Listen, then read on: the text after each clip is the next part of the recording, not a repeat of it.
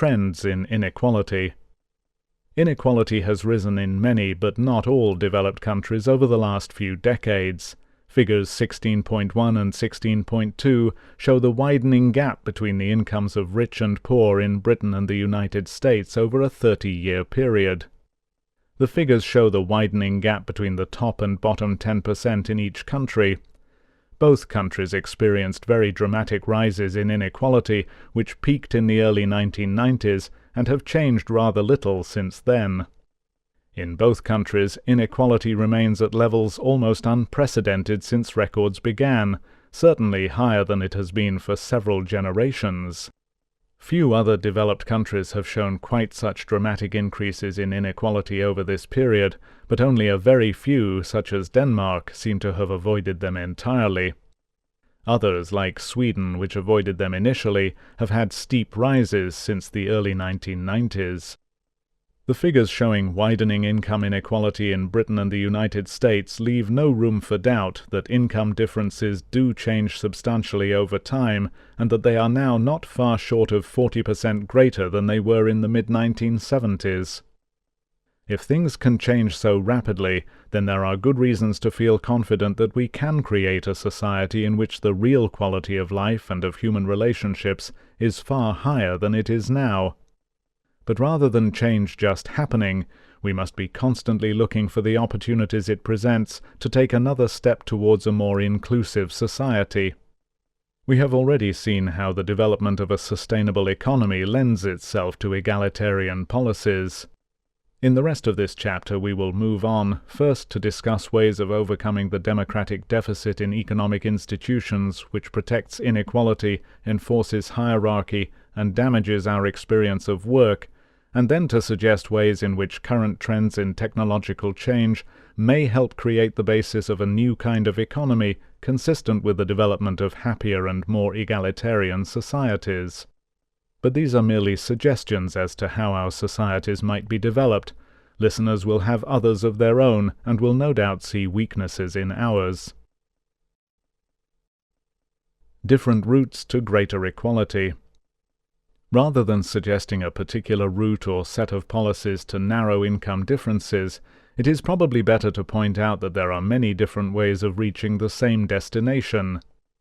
In Chapter 13, we showed that although the more equal countries often get their greater equality through redistributive taxes and benefits and through a large welfare state, countries like Japan manage to achieve low levels of inequality before taxes and benefits. Japanese differences in gross earnings before taxes and benefits are smaller, so there is less need for large-scale redistribution. This is how Japan manages to be so much more equal than the US, even though its social security transfers were a smaller proportion of GDP than social security transfers in the USA. Although of all the countries included in our analyses, the USA and Japan are at opposite extremes in terms of inequality, the proportion of their GDP taken up by government social expenditure is small in both cases. They come second and third lowest of the countries in our analysis. Similar evidence that there are very different routes to greater equality can also be seen among the American states. The total tax burden in each state as a percentage of income is completely unrelated to inequality. Because Vermont and New Hampshire are neighboring New England states, the contrast between them is particularly striking. Vermont has the highest tax burden of any state of the Union, while New Hampshire has the second lowest, beaten only by Alaska. Yet New Hampshire has the best performance of any state on our Index of Health and Social Problems, and is closely followed by Vermont, which is third best. They both also do well on equality. Despite their radically different taxation, they are the fourth and sixth most equal states respectively. The need for redistribution depends on how unequal incomes are before taxes and benefits. Both the international and US state comparisons send the same message. There are quite different roads to the greater equality which improves health and reduces social problems.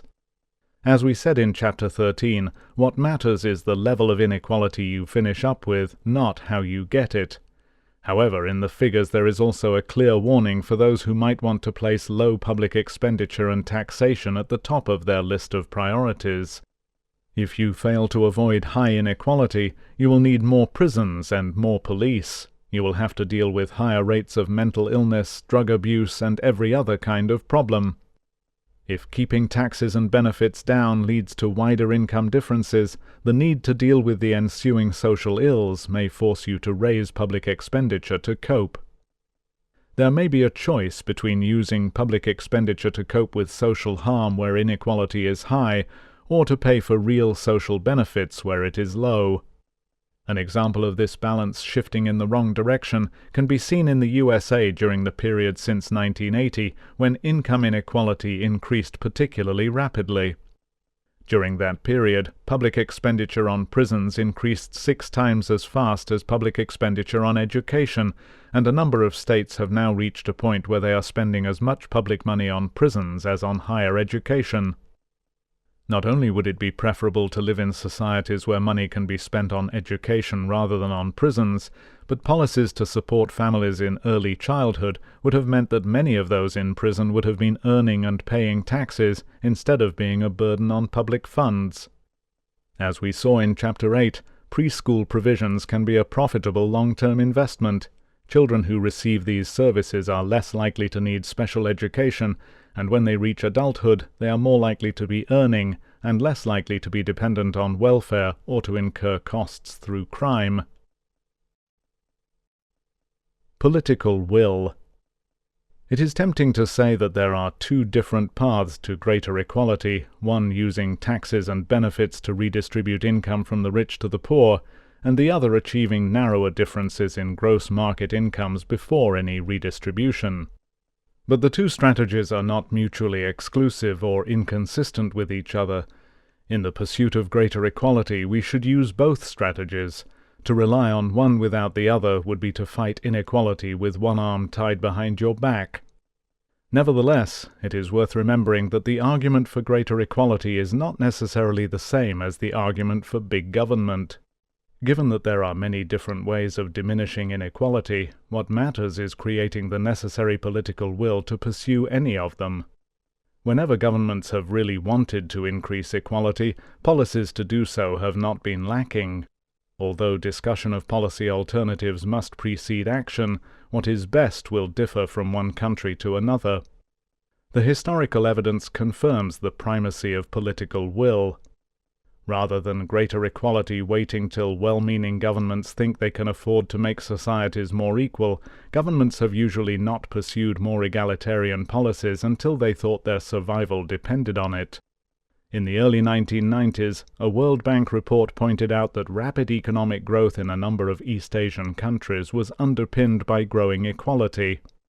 In trying to explain why governments had adopted more egalitarian policies, the report said that it was because they faced crises of legitimacy and needed to gain popular support.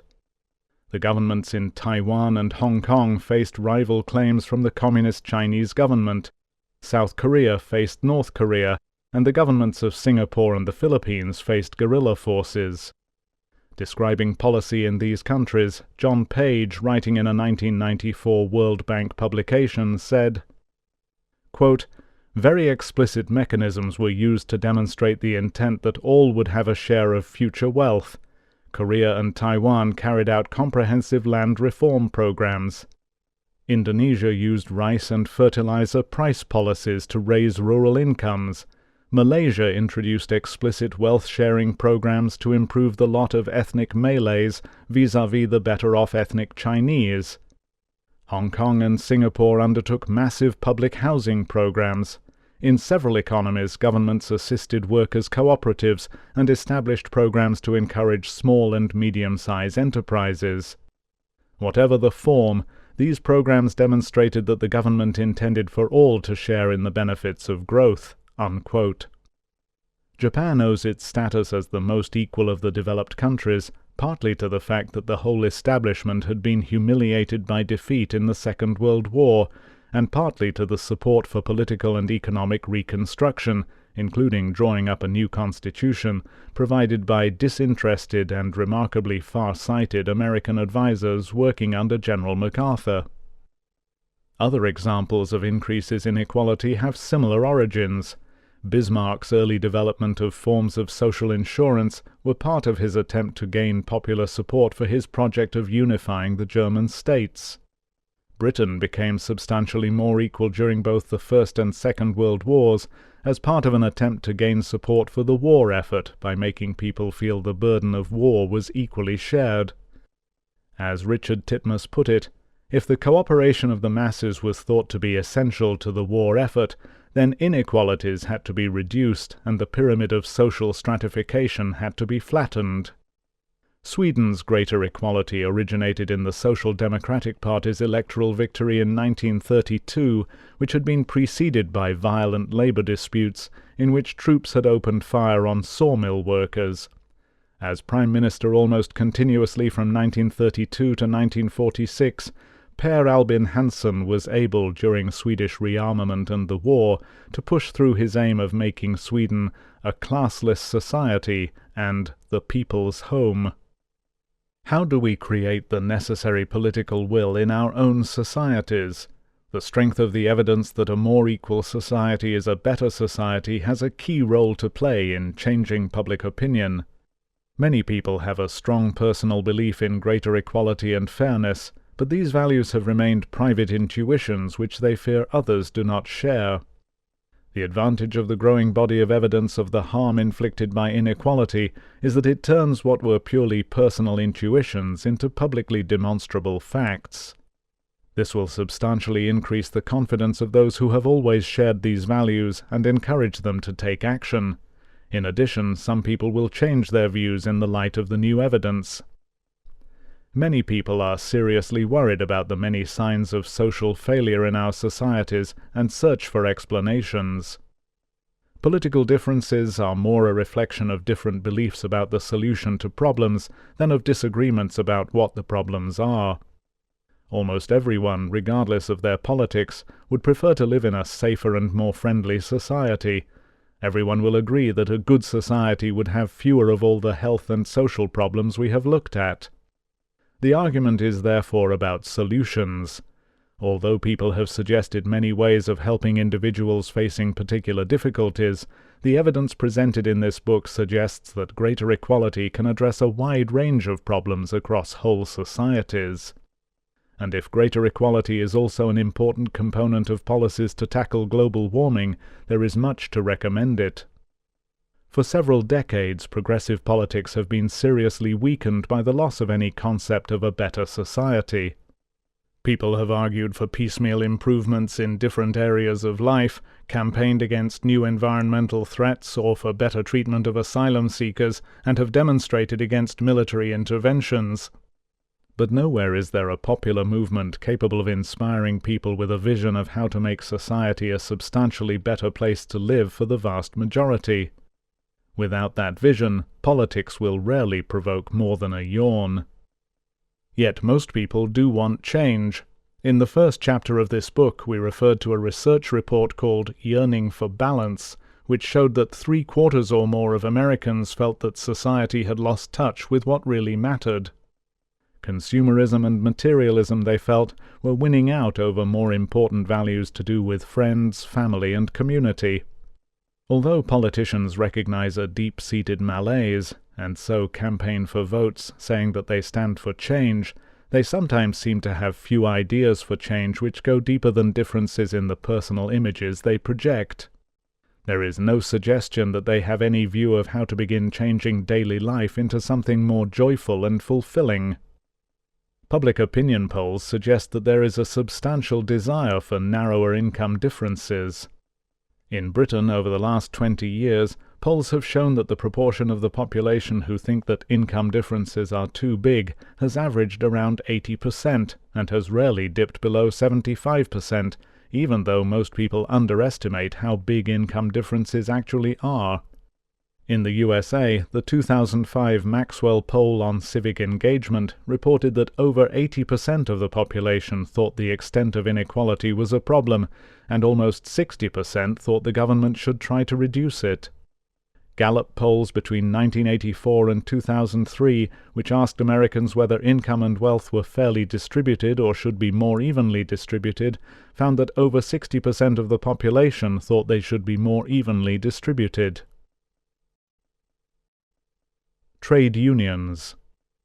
The rapid widening of income differences which took place from the early 1980s onwards was made possible partly by the declining power of trade unions.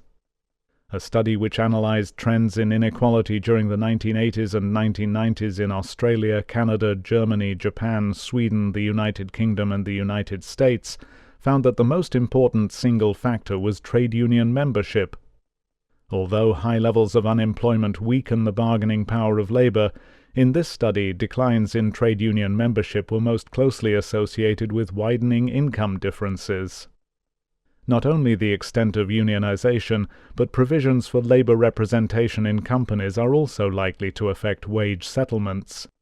The Commission of the European Union requires minimum standards of representation and consultation for all larger companies, but it is not clear how far practice in different countries conforms to what was intended.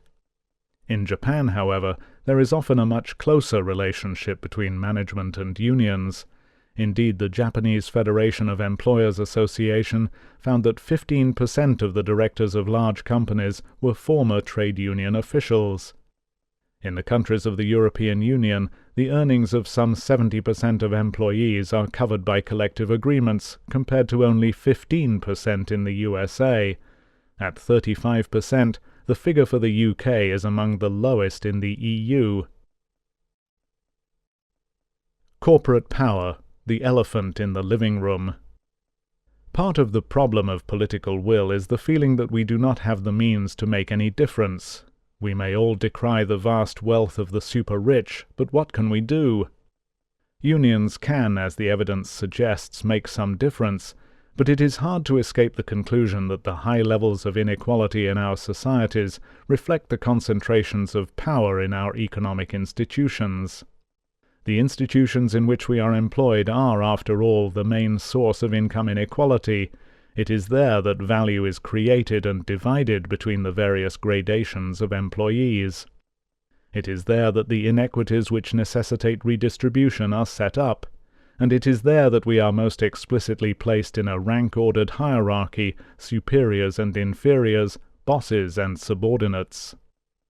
In 2007, chief executives of 365 of the largest U.S. companies received well over 500 times the pay of their average employee, and these differences were getting bigger. In many of the top companies, the chief executive is paid more in each day than the average worker is in a year.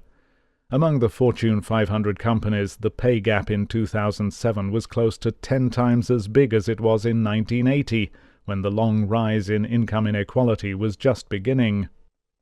Because the ratio of CEO pay to average worker pay varies so much between large and small companies and from one sector to another, it is difficult to compare like with like when making international comparisons. However, an attempt from a respected source to make such comparisons suggests that ratios of CEO compensation to the pay of production workers in manufacturing might be 16 to 1 in Japan, 21 to 1 in Sweden, 31 to 1 in the UK, and 44 to 1 in the USA. According to the annual survey of chief executives' pay carried out by The Guardian, boardroom pay in the 100 companies included in the Financial Times Stock Exchange Index in Britain has risen in successive years by 16%, 13%, 28%, and most recently, 2006 to 2007, by 37% at a period when inflation was rarely more than 2%. The average pay, including bonuses for the chief executives of top companies, stood at just under £2.9 million. After reviewing empirical research, the International Labour Organization concluded that there is little or no evidence of a relationship between executive pay and company performance, and suggested that these excessive salaries are likely to reflect the dominant bargaining position of executives. Top business pay has far outstripped anything in the public sector. In the USA, the 20 highest-paid people working in public-traded corporations received almost 40 times as much as the 20 highest-paid people in the non-profit sector, and 200 times more than the 20 highest-paid generals or cabinet secretaries in the federal government. It seems likely that the denationalization of major industries and the privatization of large numbers of friendly societies, mutuals, building societies, provident societies, and credit unions, which had been controlled by their members, may have made a substantial contribution to the widening income differences shown in figures 16.1 and 16.2. It was common practice for CEOs and other senior managers to receive huge salary increases shortly after conversion to profit-making corporations. This probably explains some of the sharp rise in inequality which figure 16.1 shows took place in Britain around the mid-1980s. British Telecom was privatized in 1983, British Gas in 1986, followed by a flood of major companies in 1987. The international extent of the widening of income inequality is also consistent with a contribution from privatization. Numerous corporations are now bigger than many nation-states. In the words of the United Nations Conference on Trade and Development, UNCTAD, quote, 29 of the world's 100 largest economic entities are transnational corporations, TNCs, according to a new UNCTAD list that ranks both countries and TNCs on the basis of value added. Of the 200 TNCs with the highest assets abroad in 2000, Exxon is the biggest in terms of value added, $63 billion. It ranks 45th on the new list, making it comparable in economic size to the economies of Chile or Pakistan. Nigeria comes in just between Daimler, Chrysler, and General Electric, while Philip Morris is on a par with Tunisia, Slovakia, and Guatemala." Unquote. Using different measures, other estimates suggest that half of the world's largest economies are multinationals, and that General Motors is bigger than Denmark, that Daimler Chrysler is bigger than Poland, Royal Dutch Shell bigger than Venezuela, and Sony bigger than Pakistan.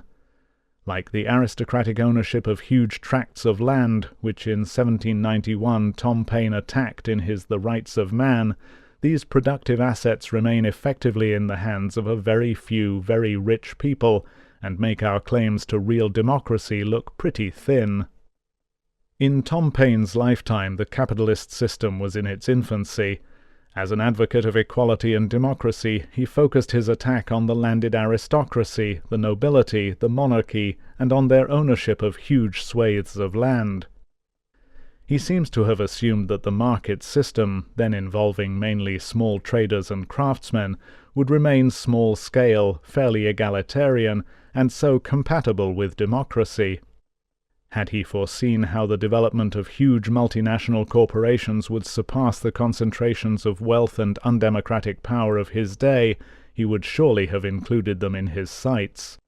It is not possible to discuss ways of reducing income differences without discussing what can be done about these bastions of wealth, power, and privilege. The failed experiment with state ownership in the centrally planned economies of the former Soviet Union and Eastern Europe was intended, among other things, to provide a solution to the problem of the growing concentration of productive power in private hands. But concentrating that power into the hands of the state was not only sometimes hugely inefficient, but invited corruption, led to the denial of important basic freedoms, and harmed public life. That failure seems to have made us feel there are no workable alternatives to the standard capitalist model, and prevented us thinking creatively about other more democratic and egalitarian methods. We blinker ourselves to the fact that there are lots of alternatives, many of which are already part of our lives and flourishing all around us. Alternatives. In his book, America Beyond Capitalism, Reclaiming Our Wealth, Our Liberty, and Our Democracy, Gar Alperovitz, a professor of political economy at the University of Maryland, summarizes the variety and scale of the alternatives operating in the USA. He emphasizes the huge size of the non-profit sector. In the 20 largest U.S. cities, almost 40% of the 200 largest enterprises are non-profit organizations like universities and medical institutions. He mentions the 2,000 municipal electric utilities which supply 40 million Americans with electricity. Largely because they are not having to make profits for shareholders, they are often cheaper, an average of 11% cheaper, Alperovitz says, than profit-making companies, and many pay particular attention to sustainability and the development of renewable sources of power. Also at the local level, he discusses organizations like the 4,000 or so community development corporations, which support local communities by setting up low-income housing schemes, providing finance for local businesses which they sometimes own and control. There are 48,000 co-ops in the U.S., and some 120 million people are members of them. There are around 10,000 credit unions, with assets totaling $600 billion, providing financial services for 83 million Americans.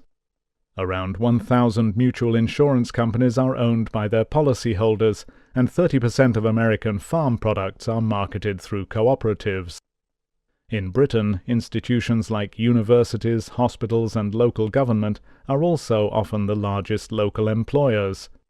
Because medical care and universities, like the rest of education, are almost entirely publicly funded, they are governed by bodies accountable to the public. The governing bodies of Oxford and Cambridge colleges are democratically comprised of all fellows. Despite a stampede to cash in the profits to be made by selling off friendly societies and mutuals, there are still 63 building societies, with over 2,000 branches and 38,000 employees, 650 credit unions, 70 mutual insurance companies, as well as 250 friendly societies in Britain, providing various financial services to their members. There are almost 170,000 charities, with a combined annual income of over £44 billion. In 2007, the Cooperative Bank, with £40 billion of assets, was recognised as the most corporately responsible company in the UK, according to Business in the Community, an influential charitable association of British companies. The often rather lacklustre 6,300 co-op shops still have a market share of about 5% of all food retailing, and they remain the UK's largest neighbourhood retailer, with a share of almost 8% of that market.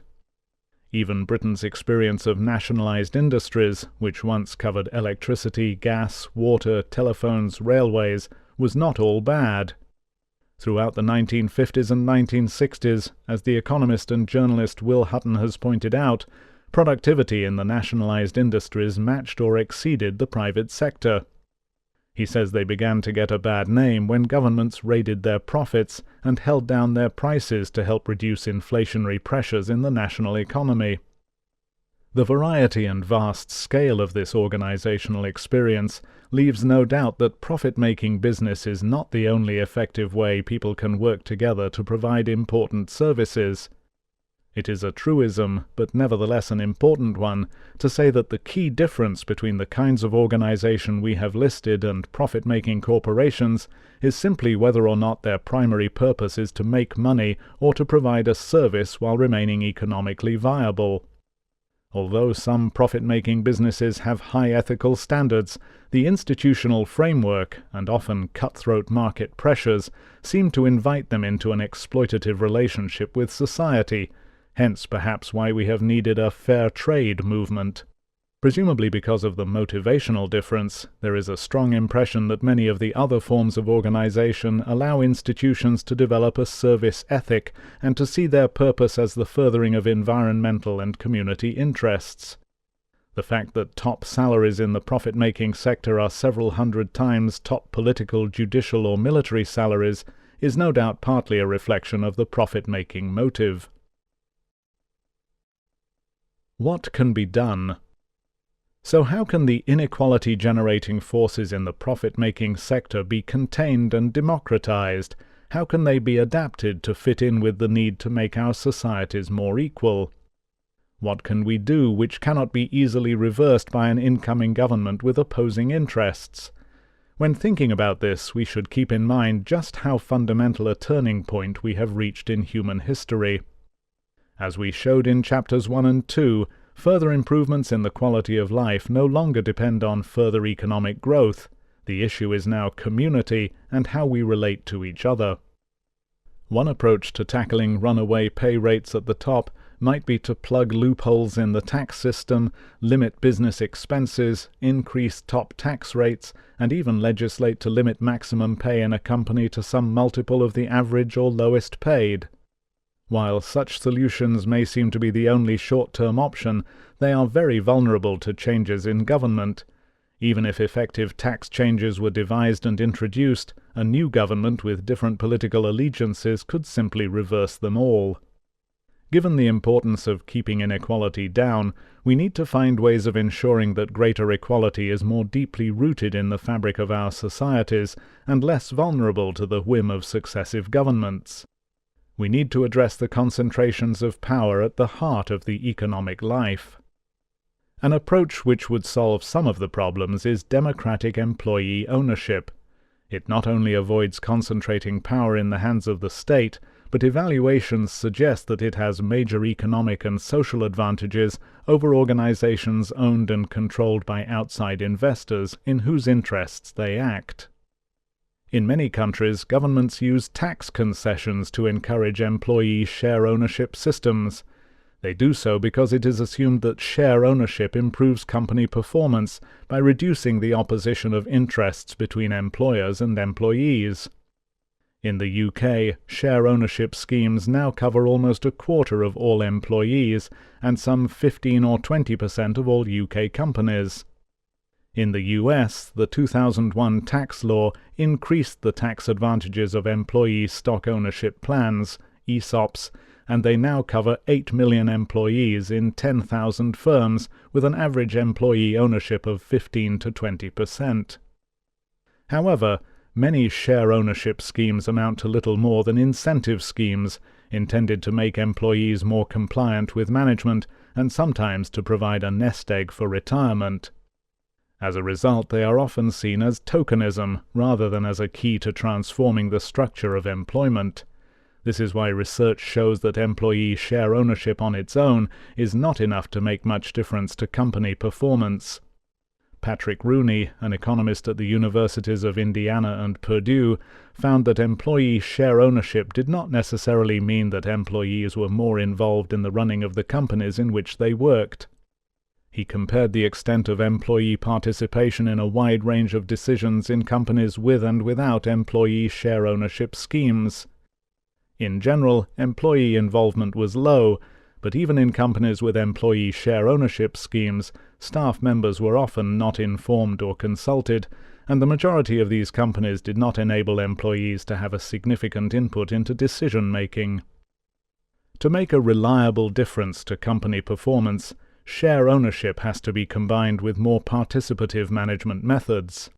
There have now been a number of large and well-controlled studies, including those using before and after performance data for several hundred matched pairs of companies, which demonstrate the economic benefits of the combination of employee share ownership and participation.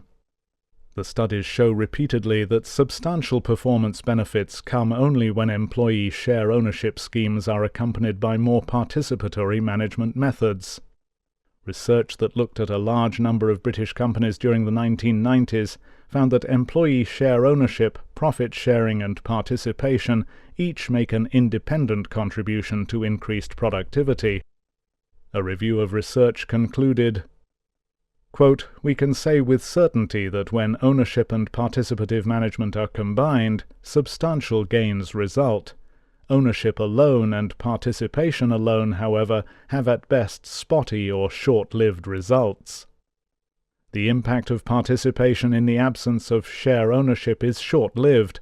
Ownership seems to provide the cultural glue to keep participation going." Unquote. Studies of how work affects health point in the same direction. As we saw in Chapter 6, people seem to thrive where they have more control over their work. Having control at work was the most successful single factor explaining threefold differences in death rates between senior and junior civil servants working in the same government offices in Britain. In practice, this probably has a lot to do with a sense of autonomy and not feeling so directly subordinated. The importance of control at work is now understood to involve a greater degree of workplace democracy. There is in addition growing evidence that a sense of unfairness at work is an important risk factor for poor health. The concept of a company being owned by outside investors has implications which look increasingly anachronistic. A smaller and smaller part of the value of a company is the value of its buildings, equipment, and marketable assets. It is instead the value of its employees. When companies are bought and sold, what is actually being bought and sold is, above all, its staff as a group of people, with their assembled skills, abilities, and knowledge of company systems and production methods. Only they have the ability to make the company tick, and of course the concept of a group of people being bought and sold and belonging to anyone but its own members is a concept which is the very opposite of democratic. Should employees not have full control over their work and the distribution of its earnings? And should external shareholders really receive unearned income beyond agreed interest on capital? Participation, commitment, control, and profit sharing would be maximized if companies were 100% employee-owned. Companies could raise capital through loans or mortgages, retaining control themselves. At the moment, only a tiny proportion of the money gambled on the stock exchange makes any contribution to helping companies buy productive assets. Indeed, over time, the payment of dividends to external shareholders is a major drain on company profits, which might have been used to improve their technology and equipment. Robert Oakeshott, a British authority on employee ownership, says that employee ownership entails a movement from business as a piece of property to business as a working community. Companies change from being property to being communities when employees own a majority of shares and so control the business. That is when management becomes responsible, not to outside shareholders with little interest in the company beyond returns on capital, but to the body of employees. Then company meetings become occasions when management reports back to employees and has to deal with questions and discussion among people who have an intimate knowledge of what has gone right and what has gone wrong in the preceding period, and what the remedies might be. The transformation after an employee buyout from the usual top-down mentality can involve a long, slow process of people's emancipation from the usual assumptions round class and ability which make those in more junior positions feel themselves to be inferior human beings. We discussed in Chapter 8 some of the experimental evidence using race and caste to show how attributions of inferior status can affect performance. This process of adjustment and emancipation is described in Local Heroes, David Erdel's account of the employee buyout of Loch Fyne Oysters in Scotland. It is in part a process of undoing the damage of class inequality, a process presumably made more difficult by the fact that such assumptions remain entrenched all around people in the rest of their lives. However, the structures in which we work are pivotal. Cooperatives and employee buyouts have often originated as responses to desperate circumstances in which traditional systems of ownership and management have failed. Employees have used them to avoid closures and unemployment in the most difficult market circumstances. Even then, they have sometimes succeeded beyond expectations, as did Tower Colliery in South Wales, when in 1995 miners used their redundancy money to buy the pit, and ran it successfully until the coal was worked out 13 years later. Many fully employee-owned companies have a proud record. Examples include or have included the London Symphony Orchestra, Carl Zeiss, United Airlines, Gore-Tex, the Polaroid Corporation, and the John Lewis Partnership, one of Britain's most successful retailers with 68,000 employee partners and annual sales of £6.4 billion. In the USA, among the largest majority employee-owned companies are Publix supermarkets, Hy-Vee Supermarkets, Science Applications International Corporation, SAIC, the international engineering and construction company CH2M Hill, and Tribune, which, among other media operations, publishes the Los Angeles Times and Chicago Tribune. These companies average 55,000 employees each. One of the best-known cooperative groups is the Mondragon Corporation in the Basque region of Spain. Over half a century it has developed into a group of over 120 employee-owned cooperatives with 40,000 worker-owners and sales of $4.8 billion.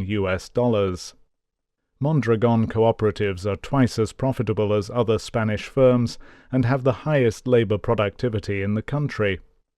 It is hard to explain some of the successes unless a combination of ownership and participation does indeed have the potential to improve productivity by reducing the conflict of interests. For most of the employed population, it is at work that they interact most closely with people other than family and have the potential to feel part of a community. In Chapter 3 we saw evidence of the huge rises in anxiety which have taken place over the last 50 or so years as community life has weakened under the impact of growing geographical and social mobility. While greater equality is associated with more cohesive communities and higher levels of trust, see Chapter 4, and so may be expected to improve life in residential neighborhoods, in the near future we are unlikely to regain the benefits of the very close-knit residential communities of the past.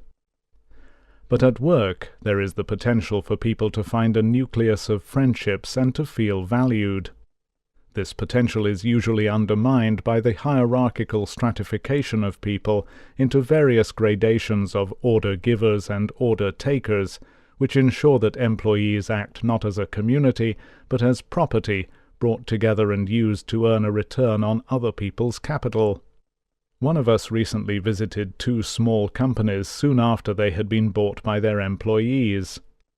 When staff were asked what difference it had made, the first thing office staff in both companies said in reply was that, when they went onto the shop floor, people look you in the eye. Under the old system, eye contact had been avoided. Employee ownership has the advantage of increasing equality specifically by extending liberty and democracy. It is bottom-up rather than top-down. Although we don't know what scale of income differences people would think fair, it seems likely that they might agree that the chief executive of the company they work for should be paid a salary several times as big as their own, maybe 3 or perhaps even 10 times as big. But it is unlikely that they would say several hundred times as big. Indeed, such huge differentials can probably only be maintained by denying any measure of economic democracy. As long as the employee-owned sector remains only a small part of the whole economy, it cannot use very different pay scales from other companies. If employee-owned companies paid junior workers more than other companies, and the most senior staff less, then the junior staff would never leave, and senior ones would be harder to recruit. However, as the employee-owned sector became larger, people's norms and values about what are appropriate rates of pay for different jobs and what differentials are acceptable would change. We might at least move towards the norms of the public and non-profit sector. And if there was no longer a set of hugely wealthy private sector bosses inviting comparisons and making people think such salaries could be justified, the non-profit sector might itself become more egalitarian. Perhaps it is time we moved away from a world in which people regard maximizing personal gains as a laudable aim in life. David Erdahl, former chair of the Tullis Russell Group and director of the Baxi Partnership, once studied the effects of employment in cooperatives on the communities in which they were situated.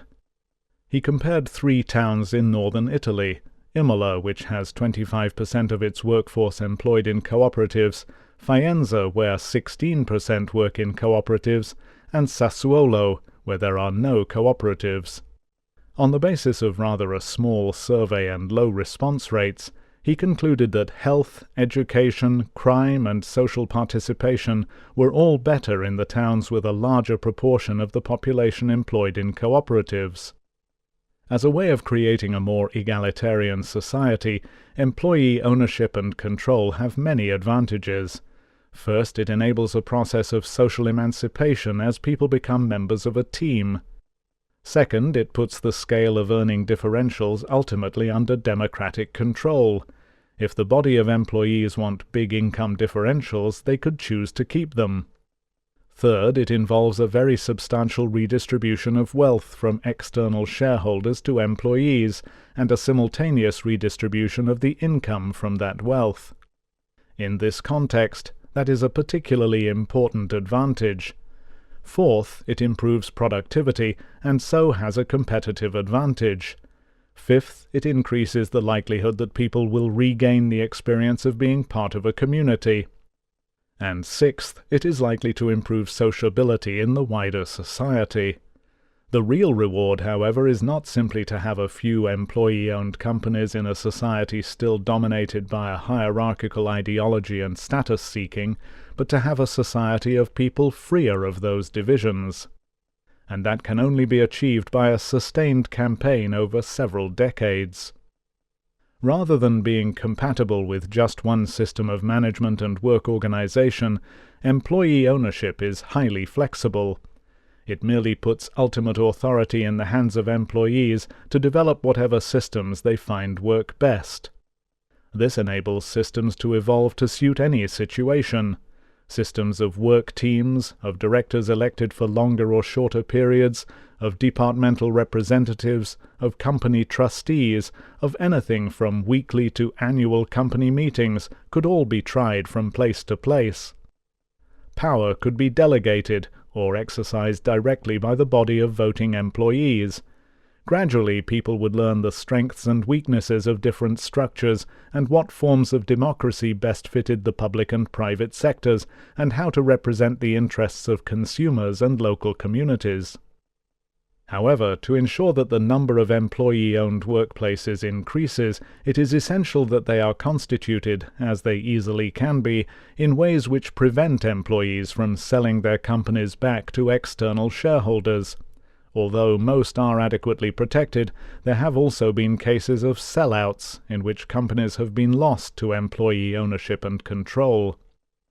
As a means of transforming our societies, employee ownership has the advantage that it can, and does, exist side by side with conventional business structures. New and old forms of business can coexist. With the right legal support and tax incentives, the transformation of society can start straight away. It enables us to embark on a fundamental transformation of our society through an orderly transition, making the new society grow within the old. Governments can give additional incentives and support to encourage employee share ownership. Companies might be required to transfer a proportion of shares each year, and retiring owners might sometimes be willing to pass their companies to employees.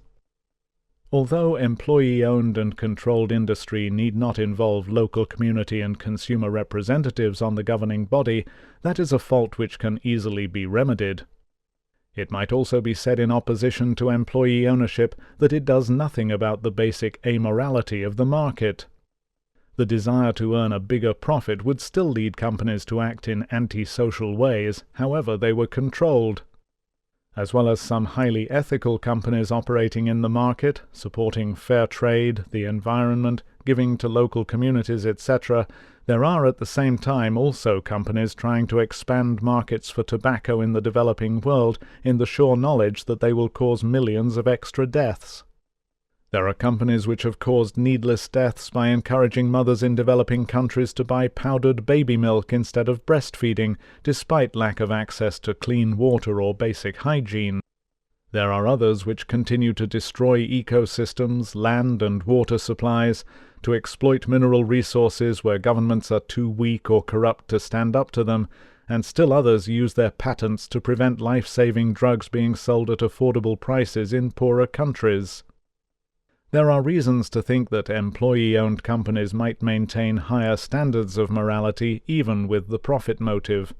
In conventional employment, people are specifically hired to work for purposes which are not their own. They are paid to use their expertise to whatever purpose their employer chooses. You might disagree with the purpose to which your work is being put. You might not even know what the purpose is, but you are not employed to have opinions about such things, and certainly not to express them. Such issues are not your concern.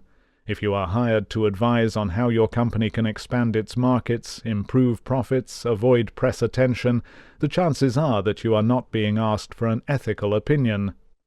You are hired to put your expertise to work to serve someone else's purpose. Not only are the purposes not your responsibility, but as an employee you are likely to feel absolved from responsibility for them. This is why people have so often disclaimed responsibility for what they were doing by saying that they were only carrying out orders. The famous Milgram experiments showed that we have such a strong tendency to obey authority that it can result in us doing some pretty awful things. In what was presented as a learning experiment, Milgram showed that people were willing to deliver what they believed were not only very painful, but also life-threatening electric shocks to a learning partner whenever the partner gave the wrong answer to a question. They did this at the request of a man in a white coat conducting the experiment, despite hearing what they thought were the screams caused by the shocks they delivered.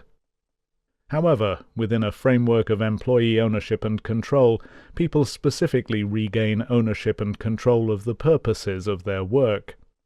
If, for instance, you get to know that some aspect of a design or manufacturing process is harming children's health, you would want to change it, and would probably start by finding out what colleagues thought about it. There would not be the same pressure to keep your doubts to yourself, nor would you be able to shrug it off, dismissing it as none of your business. Neither would you fear that your job would be in jeopardy if you raised awkward questions. Although employee-owned firms would not be above all antisocial behavior, it is likely that they would succeed in making it at least a little less common. Freedom and equality. The idea that we can't have both liberty and equality seems to have emerged during the Cold War. What the state-owned economies of Eastern Europe and the Soviet Union seemed to show was that greater equality could only be gained at the expense of freedom. An important ideological cost of the Cold War was that America gave up its historical commitment to equality. For the first Americans, as for Tom Paine, you couldn't have true liberty without equality. Without one, you could not have the other. Slavery, as the simultaneous denial of both, proved that rule. Equality was the bastion against arbitrary power. This was expressed in the historical demand for no taxation without representation and no legislation without representation. The American Declaration of Independence says that all men are born equal and endowed with liberty as an inalienable right, just as the French revolutionaries demanded liberty, equality, fraternity.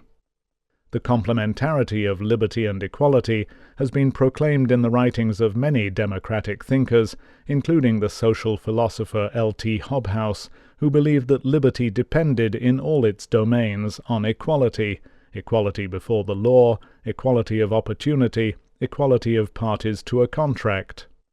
Employee ownership provides a way of increasing liberty and equality together. Running with the technological tide. In her book The Weightless World, Diane Coyle points out that although people in most industrialized countries experienced something like a 20-fold increase in their real incomes during the 20th century, the weight of all that was produced at the end of the century was roughly the same as it had been at the beginning. She also says that the average weight of $1 worth of U.S. exports, adjusted for inflation, fell by a half between 1990 and 1996. While the trend towards weightlessness is partly a reflection of the growth of the service sector and the knowledge economy, it is also a reflection of changing technology and the trend towards miniaturization. That so much of modern consumption is actually lighter on the use of material resources than it was is presumably good news for the environment. But the underlying nature of the changes contributing to weightlessness may also have important implications for equality. Introductory economics courses teach students the distinction between the fixed costs of production on the one hand and marginal or variable costs on the other. Fixed costs are the costs of the factory buildings and machinery, and the variable costs are the additional costs of making one more unit of output, traditionally made up largely of the costs of the additional labor and materials needed, on the assumption that the plant and equipment are already there. Economic theory says that prices in a competitive market should fall until they equal marginal or variable costs.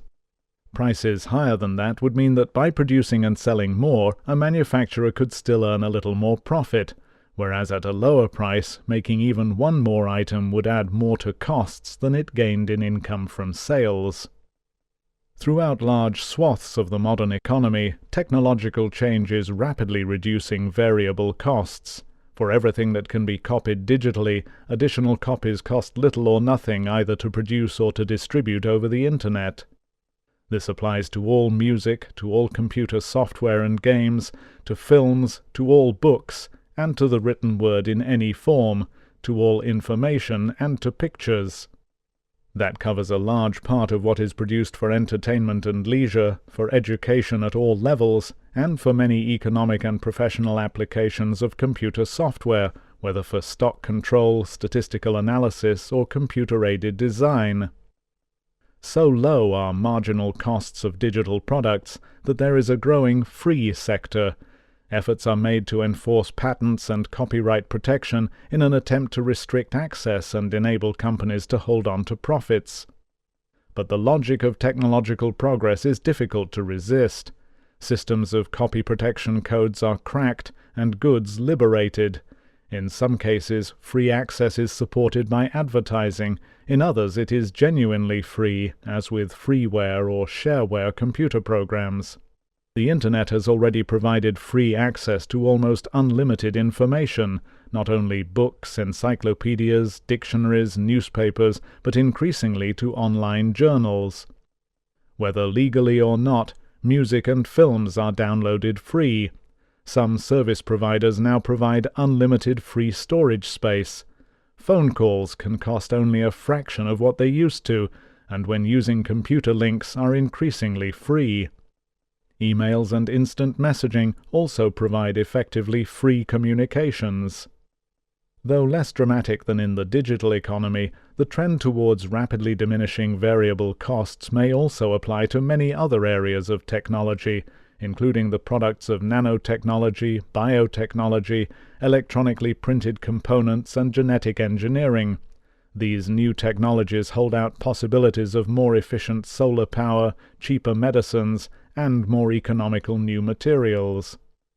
From the point of view of many of the companies producing digital products, the changes have not appeared as new opportunities for enhancing human life and enjoyment, but as profound threats to profits. Instead of maximizing the benefits of the new technologies, we find ourselves with institutional structures which have fought to restrict this new potential. The dramatic lowering of variable costs puts a rapidly widening gap between the maximization of profit and the maximization of public benefit. In this situation, it is important that governments use their powers to aid the development of new institutional structures, not to prop up and defend the restrictions of the old ones. It used to be argued that goods for which the marginal costs were close to zero were inherently public goods and should be made publicly available. Before the digital era, bridges and roads were commonly used examples. Once society has incurred the capital costs of making a bridge or road, maximum benefit from the initial investment is gained only if use is unrestricted by charging. Hence, people should be allowed free access. The need to provide unrestricted free access in order to maximize the public benefit was offered as an economic explanation of why roads and bridges were in public ownership, until governments began to try to recoup the costs of road building by charging tolls. Once the capital cost has been incurred, the more people sharing the benefits, the better. Where municipal investment provides local internet access, there is no need to restrict access to it. When the Victorians established free public libraries, they recognized the same logic. A book can be read repeatedly at no extra cost. Perhaps we need public bodies and non-profits, funded from public revenue, able to negotiate a price at which to buy access or copyrights for the nation. Perhaps we need international bodies able to negotiate free access to educational and business resources throughout the world. From the point of view of society as a whole, the tendency for technological change to reduce marginal costs is rapidly tipping the balance of advantage away from allowing profit-maximizing corporations to control the distribution of goods. Increasingly, they can only rely on the remnants of monopolistic power provided by patents or copyright. We need to find new ways of paying organizations and individuals for life-enhancing research, creativity, and innovation, the geese which lay the golden eggs, which does not then restrict access to the benefits.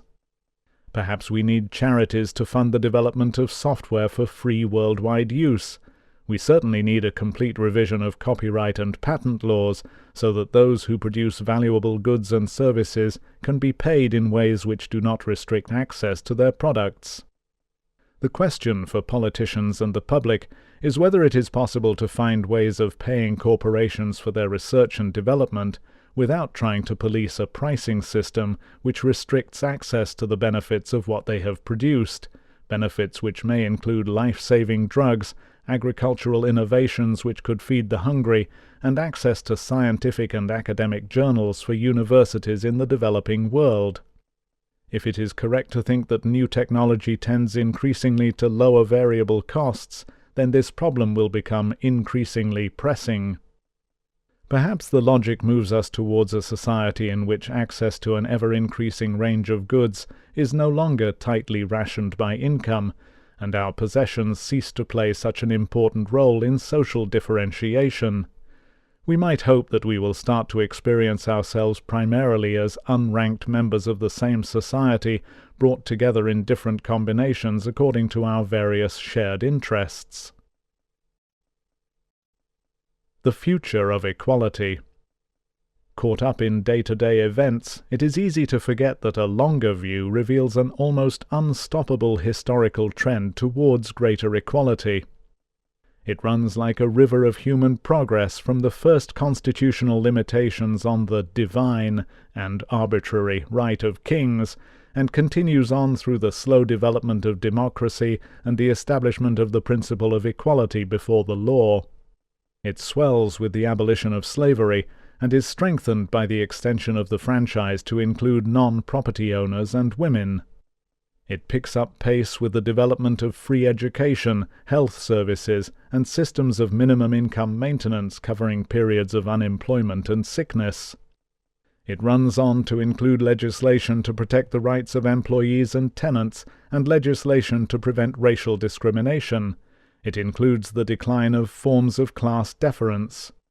The abolition of capital and corporal punishment is also part of it. So too is the growing agitation for greater equality of opportunity, regardless of race, class, gender, sexual orientation, and religion. We see it also in the increasing attention paid by lobby groups, social research, and government statistical agencies to poverty and inequality over the last 50 years. And most recently, we see it in the attempt to create a culture of mutual respect. All are different manifestations of growing equality, and despite differences in political opinion, there are few people who, when looking back on these historical developments, would not regard them all as welcome. The historical forces underlying them ensure that these are changes which a large majority will want to continue. That this river of human progress is occasionally briefly dammed up, or we experience eddying currents, should not blind us to its existence. The relationships between inequality and the prevalence of health and social problems shown in earlier chapters suggest that if the United States was to reduce its income inequality to something like the average of the four most equal of the rich countries, Japan, Norway, Sweden, and Finland, the proportion of the population feeling they could trust others might rise by 75%, presumably with matching improvements in the quality of community life. Rates of mental illness and obesity might similarly each be cut by almost 2/3. teenage birth rates could be more than halved, prison populations might be reduced by 75%, and people could live longer while working the equivalent of 2 months less per year. Similarly, if Britain became as equal as the same 4 countries, levels of trust might be expected to be 2/3 as high again as they are now. Mental illness might be more than halved. Everyone would get an additional year of life. Teenage birth rates could fall to 1/3 of what they are now. Homicide rates could fall by 75%. Everyone could get the equivalent of almost 7 weeks extra holiday a year, and the government could be closing prisons all over the country.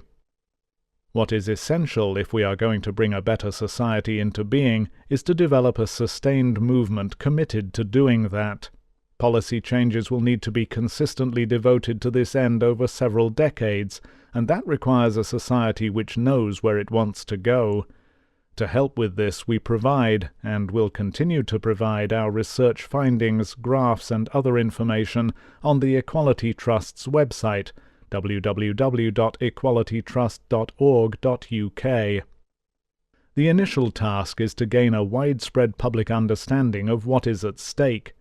But rather than allowing this to be just one more idea that briefly gains attention before fashionable opinion moves on, we need to build a social movement committed to its realization. It must be taken up and pursued by a network of equality groups meeting to share ideas and action everywhere, in homes and offices, in trade unions and political parties, in churches and schools. It needs also to be pursued by the pressure groups, charities and services concerned with the various issues which are related to equality, whether health or teenage births, prison populations or mental health, drugs or educational standards. And they need to be coupled with the urgent task of dealing with global warming. In all these settings, we must speak out and explain the advantages of a more equal society. Nor should we allow ourselves to be cowed by the idea that higher taxes on the rich will lead to their mass emigration and economic catastrophe. We know that more egalitarian countries live well, with high living standards and much better social environments. We know also that economic growth is not the yardstick by which everything else must be judged. Indeed, we know that it no longer contributes to the real quality of our lives, and that consumerism is a danger to the planet. Nor should we allow ourselves to believe that the rich are scarce and precious members of a superior race of more intelligent beings on whom the rest of us are dependent. That is merely the illusion that wealth and power create. Rather than adopting an attitude of gratitude towards the rich, we need to recognize what a damaging effect they have on the social fabric. The financial meltdown of late 2008 and the resulting recession show us how dangerous huge salaries and bonuses at the top can be. As well as leading those in charge of our financial institutions to adopt policies which put the well-being of whole populations in jeopardy, the very existence of the super-rich increased the pressure to consume as everyone else tried to keep up. The long speculative boom which preceded the financial crash was fueled substantially by the growth of consumers' expenditure. Increased inequality led people to reduce their savings, increase their bank overdrafts and credit card debt, and arrange second mortgages to fund consumption.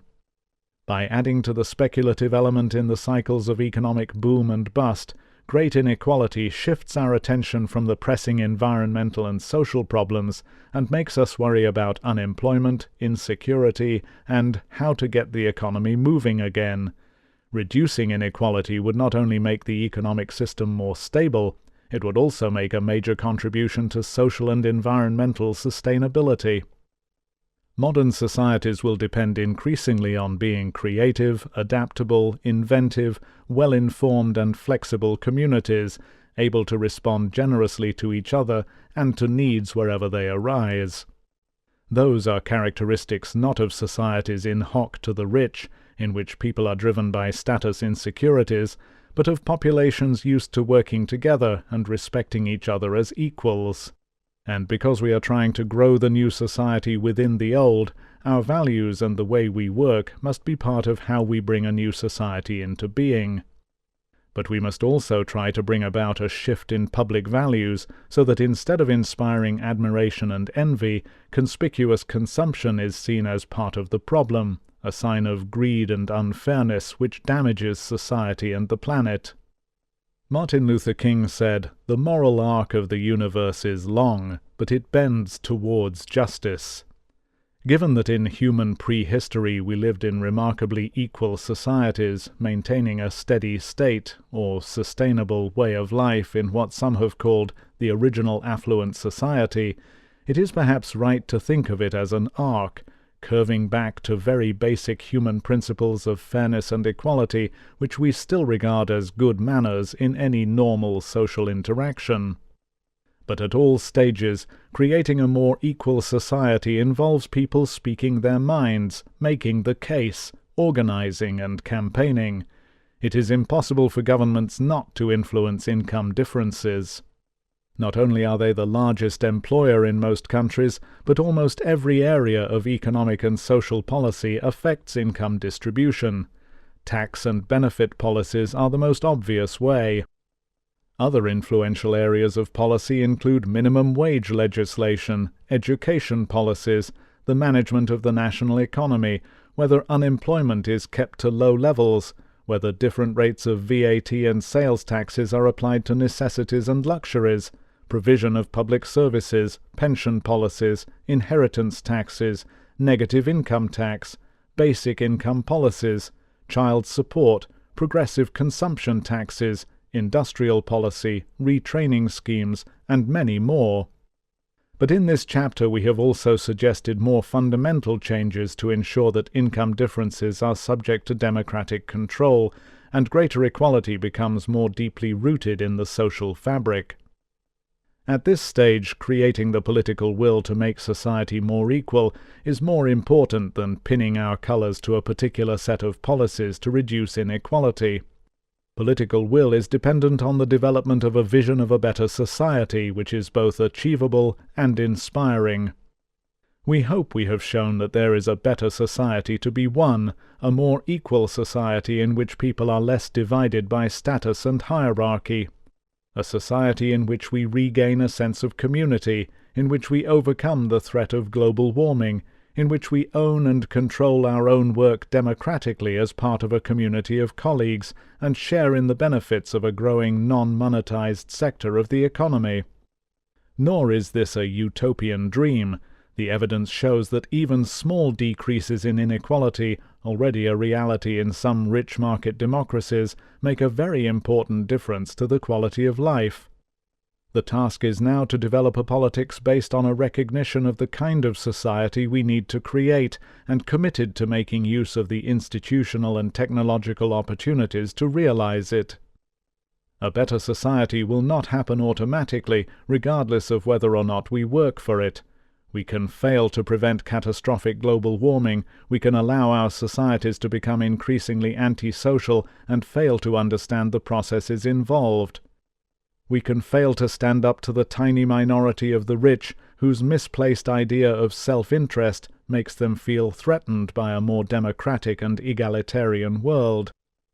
There will be problems and disagreements on the way, as there always have been in the struggle for progress, but with a broad conception of where we are going, the necessary changes can be made.